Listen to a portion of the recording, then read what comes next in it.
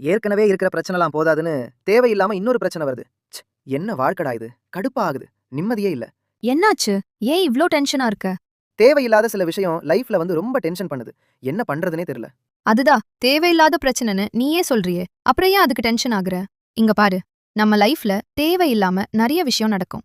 But அது தேவையில்லாத விஷயம்னு நம்ம புரிஞ்சுக்கிறதுக்குள்ள அதனால தேவையில்லாத நிறைய ப்ராப்ளம் வந்துரும். இப்போ நீ என்ன சொல்ல வர?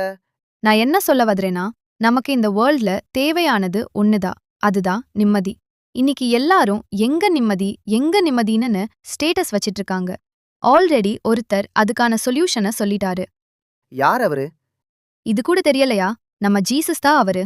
வருத்தப்பட்டு பாரம் சுமக்கிறவர்களே, நீங்கள் எல்லோரும் என்னிடத்தில் வாருங்கள், நான் உங்களுக்கு இளைப்பாறுதல் தருவேன் அப்படின்னு ஜீசஸ் சொல்லிருக்காரு.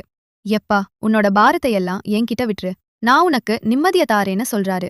நம்ம கூட இருக்கிற யாராவது இப்படி சொல்லுவாங்களா? எல்லாருக்கும் அவங்க லைஃப பார்க்கவே நேரம் சரியா இருக்கும்.